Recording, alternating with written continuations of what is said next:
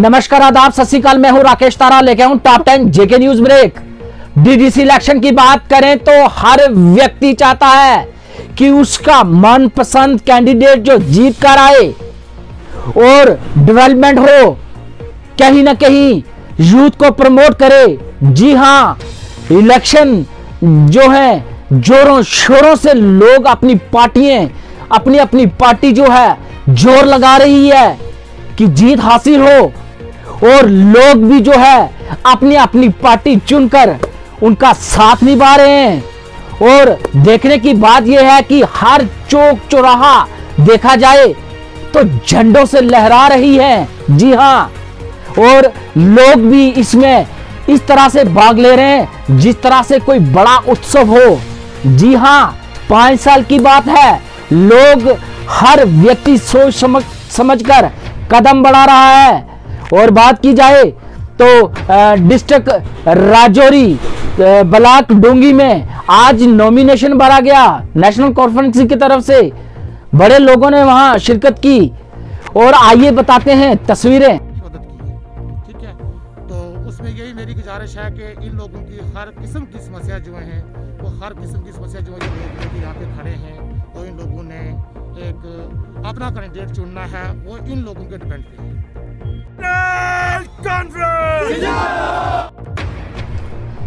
बात करें सफाई कर्मचारियों की तो कोविड-19 में इतना काम किया है, हर घर का कचरा उठाकर, जी हां, हर घर की इन्फेक्शन उठाकर बाहर लाई। लेकिन आज बड़ा मन में दुख हुआ कि वो आज प्रदर्शन करते नजर आए। उन्होंने कहा कि कोविड-19 में हमने दिन रात काम किया है, लेकिन सरकार की नजर हम पर नहीं। उन्होंने कहा कि हमें वेतन जो है प्रॉपर नहीं मिल रहा, हमारे लोग जो रेगुलराइजेशन थी वो नहीं हुई।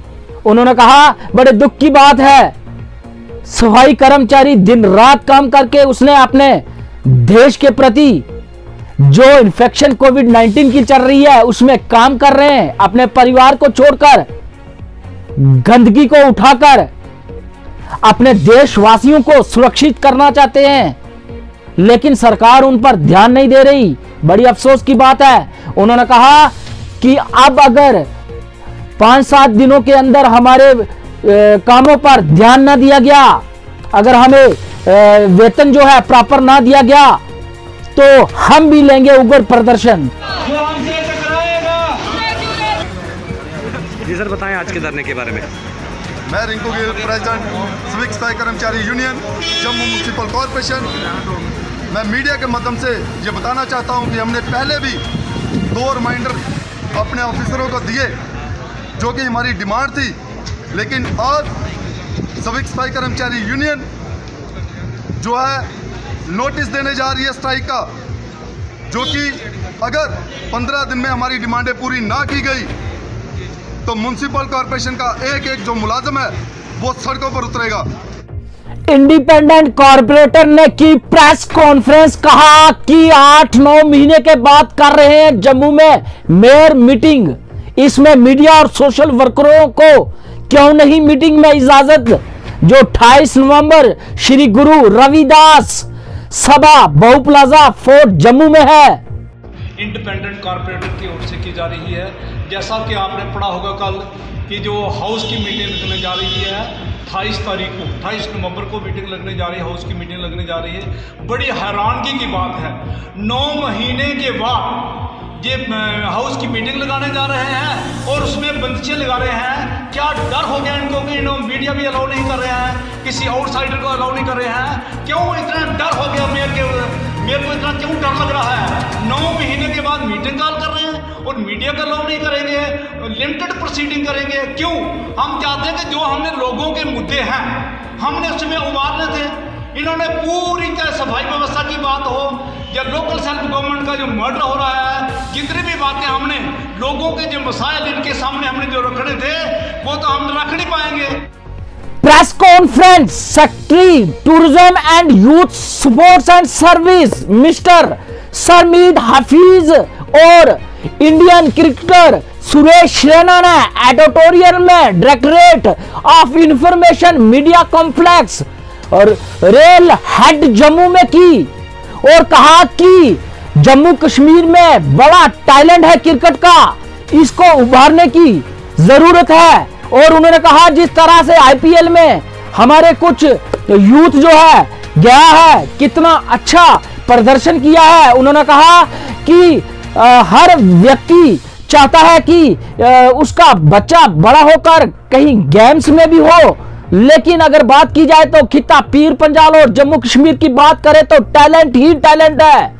सुरेश रैना ने प्रेस कॉन्फ्रेंस में कहा, अगर बात की जाए तो पीर पंजाल के यूथ जो हैं हेल्थी हैं और खासकर अगर बात करें तो हर एक्टिविटी है इनमें, लेकिन उस एक्टिविटी को उभारने की जरूरत है।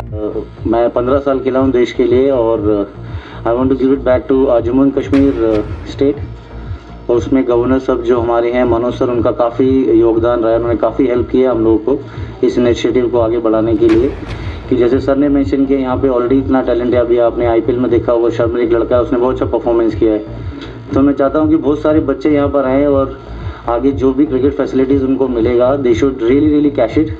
We are all here to nurture the talent, because मुझे मालूम है कि कैसे फैसिलिटीज़ ऑलरेडी यहाँ पे मिला है लोगों को। बट जो टैलेंट यहाँ से बाहर आएगा 5 साल या 10 साल में, कोई भी प्लेयर अगर इंडिया को रिप्रेजेंट करेगा, तो हमसे ज़्यादा आप लोगों को खुशी होगी कि यहाँ जम्मू कश्मीर से कोई बच्चा जाके देश को, हिंदुस्तान को रिप्रेजेंट करेगा। Very brief press meet. Thank you all of you for coming. I can see that आप सब लोग काफ़ी नंबर्स में हैं यहाँ। आज हमारा पर्पज़ ये है यहाँ आपके पास आने का। हमारे साथ सुरेश रैना जी हैं, अभी इन्होंने मास्क पहना हुआ है। I would just request him to take off the mask for a minute so that you can just see. आप सब लोग, सुरेश ये हमारे इंटरनेशनल क्रिकेटर हैं, हमारे देश की जो है टीम, उसको इन्होंने रिप्रेजेंट किया है in all forms of the game. He has also been one of the most successful IPL cricketers as well. आज प्रेस क्लब राजौरी में जेके RETT फार्म राजौरी ने की प्रेस कॉन्फ्रेंस। कहा जो एलिगेशन CEO राजौरी के खिलाफ लगाए गए हैं वे एलिगेशन गलत हैं। इस पर आफ्ताब तांत्रे जेके RETT फार्म के प्रेसिडेंट ने एडमिनिस्ट्रेशन से इस पर इंक्वायरी को कहा और कहा इसी तरह एलिगेशन अगर लगते रहे तो एजुकेशन इदारा कहीं ना कहीं बदनाम होगा। इससे झूठा एलिगेशन लगाने वाले पर एक्शन होना चाहिए। काफ़ी देर से जानते हैं, जैसे मुझे 10-12 साल हो गए सर्विस करते हुए, तो हमने CEO साहब के साथ एज ए कुलीग भी हमने काम किया है। तो अभी तो वो हमारे ऑफिसर हैं, तो हमने CEO साहब में ऐसी कोई भी बात नहीं, ऐसा कोई भी उनका कोई भी एक्ट ऐसा नहीं है।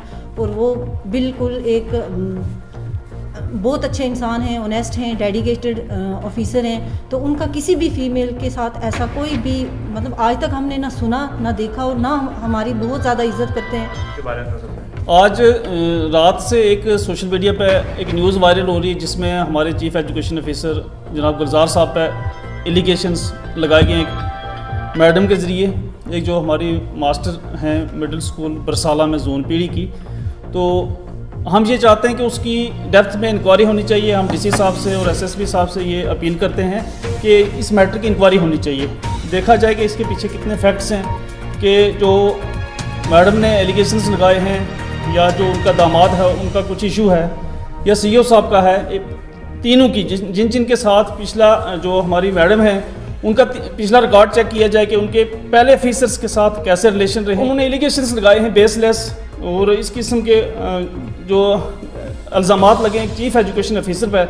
हमारा बहुत बड़ा पेशा है, एक पैगंबरी पेशा है, एक ऋषि मुनियों का पेशा है। अगर हमारे हेड पे इस तरीके से कोई एलिगेशंस लगाएगा तो हम टीचर कम्युनिटी खामोश नहीं बैठेंगे। हम उनके जो एलिगेशंस हैं उनका कंडेम करते हैं। हम DC साहब से SSP साहब से ये गुजारिश करते हैं कि एक इंडिपेंडेंट इंक्वायरी कमीशन बना के, जिसमें पुलिस ऑफिसर भी हो, जिसमें एजुकेशन डिपार्टमेंट का भी एक हो, एक किसी और डिपार्टमेंट का लगा के जो जिस फीमेल ने ये एलिगेशंस लगाए हैं उनका ट्रैक रिकॉर्ड चेक किया जाए। DDC इलेक्शन की बात करें तो हर व्यक्ति चाहता है कि अच्छी सरकार बने ताकि हमारे बच्चों का भविष्य उज्जवल हो, लेकिन ये रिपोर्ट देखकर हर व्यक्ति संशय में पड़ जाएगा क्योंकि कल रात 2 इको गाड़ियां जिनका number 5267 JK 11D 6542 JK 11D, जी हां, जो कि आर्मी पोस्ट पर पकड़ी गई, जिसमें 74 बॉक्स 74 बॉक्स जो शराब और बियर से भरे हुए थे। आइए दिखाते हैं आपको रिपोर्ट, जिस पर बीजेपी के कार्यकर्ताओं ने कहा कि अगर इन पर कार्रवाई नहीं हुई तो आने वाले 5-6 दिन में हम कलर चौक को बंद करेंगे और प्रदर्शन करेंगे। जो इस तरह से युवा लोगों को शराब पिलाकर कहीं ना कहीं वोट के लिए गुमराह कर रहे हैं।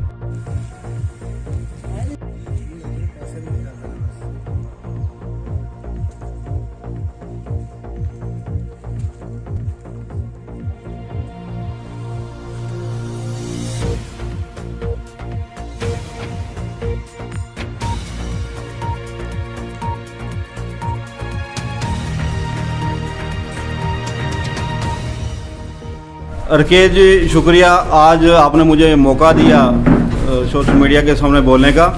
मैं सबसे पहले सेंट्रल गवर्नमेंट का शुक्रिया अदा करता हूं कि 70 साल बाद हमारे जम्मू कश्मीर के अंदर भी DDC इलेक्शन की मुहिम जो शुरू की, और आज लोग यहां पे बड़े जोश खरोश से अपने अपने पार्टी की तरफ से या आज़ाद कैंडिडेट भी जो अपने अपने फार्म भर रहे हैं। मैं सेंट्रल गवर्नमेंट का ये शुक्रिया अदा करता हूँ कि 70 साल के बाद हमें भी एक उम्मीद जागी है कि हमारे गांव की, हमारा ज़िला की, हमारी कॉन्स्टिट्यूंसी के अंदर जो डेवलपमेंट होगी।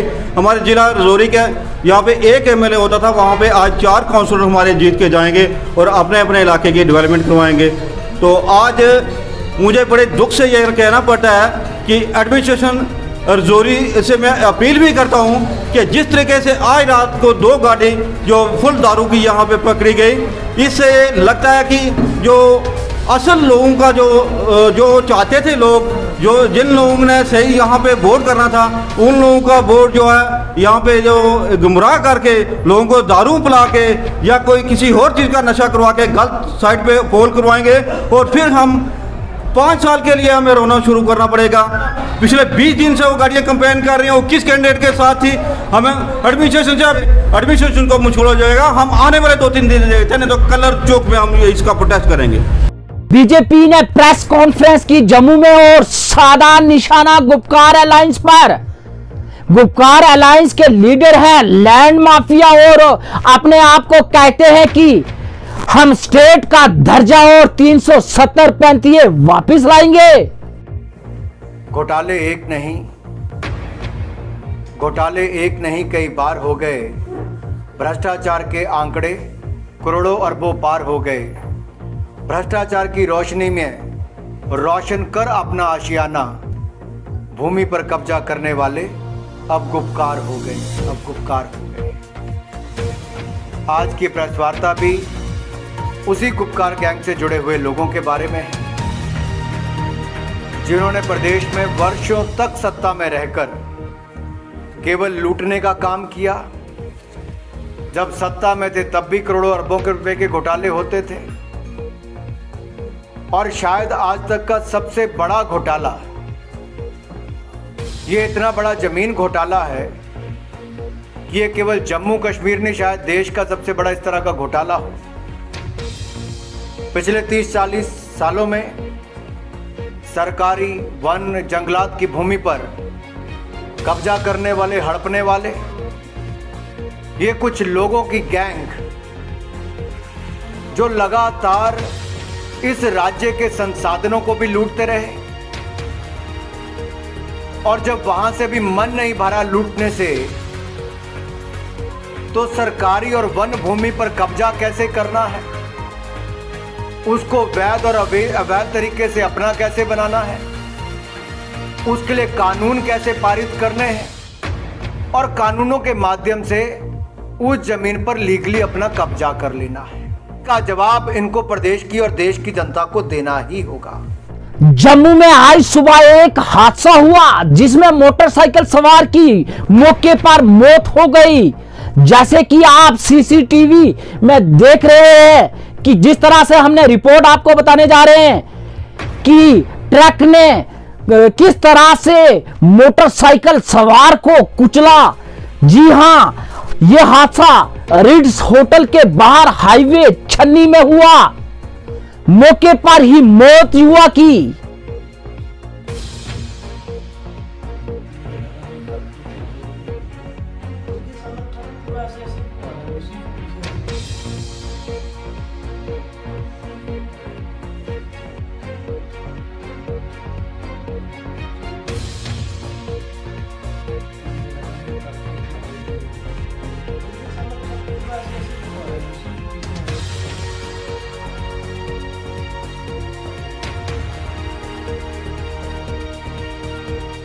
डॉक्टर फारूक अब्दुल्ला ने कहा कि अलायंस कैंडिडेट को कामयाब बनाएं अपना वोट देकर। दूसरे कहते हैं कि अलायंस के हैं वह सब जुटे हैं। जी हां, हमने अलायंस इसलिए किया है कि जो हमसे छीना गया है वो वापस ला सके। जी हां, यह तब होगा जब आप हमारे हाथ मजबूत करेंगे अलायंस को वोट देकर। इलेक्शन का ब्यूगल बच गया है। मैं आपसे दरखास्त करना चाहता हूं आपसे, अलायंस कैंडिडेट्स को ही वोट दीजिएगा। जो दूसरे खड़े हुए हैं और कहते हैं वो अलायंस के हैं, वो अलायंस के नहीं हैं, वो अलायंस के दुश्मन हैं। अगर हमने कामयाब होना है तो अलायंस को ही वोट दीजिएगा। यही है, अलायंस बनी है तशख़्ख़ुस को वापस लाने के लिए, यहाँ के रियासत को वापस लाने के लिए, और हमारे से जो छीना गया है 35A और 370 उसको वापस लाने के लिए। असलम खान जो कि x MLA NC national conference ने साधा निशाना RSS और बीजेपी पर। आइए दिखाते हैं रिपोर्ट। दिशा से बीजेपी और माफ करना RSS वाले आज से 70 साल हो गए। तो हमें यही, वो शेख अब्दुल्ला को भी उन्होंने छोड़ा जिसने उन हालात में इस मुल्क के साथ अपना रिश्ता जोड़ा था, उनको भी ये कहते रहे ये शेख अब्दुल्ला पाकिस्तानी है। आज अगर ये हमें कहते हैं कि ये आप इत्तेहाद करके हम अगर इलेक्शन लड़ रहे हैं, जमहूरियत को मजबूत कर रहे हैं, तो आज हमें एंटी नेशनल कहा जा रहा है। ये हमें बड़ी अफसोस की बात है। यही तो नफरत की बात है, यही तो हमें मोदी सरकार से और बीजेपी से हमें दूर करती है। इनकी यही बातें, ये नफरत की बातें हैं, ये इनको कहने दो। लेकिन हम जो हैं वो जो शेख अब्दुल्ला का जो नारा था हम उस पर यकीन करते हैं। हमारी जो सियासत है वो अलायंस की है, शेख मोहम्मद अब्दुल्ला की सियासत है। वो अगर हम एंटी नेशनल तो फिर शेख अब्दुल्ला भी एंटी नेशनल, लेकिन ऐसी बात नहीं है। शेख अब्दुल्ला इस मुल्क का रहने वाला था। उसने मैं हूं राकेश तारा, दीजिए इजाजत और देखते रहिए टॉप 10 JK न्यूज ब्रेक।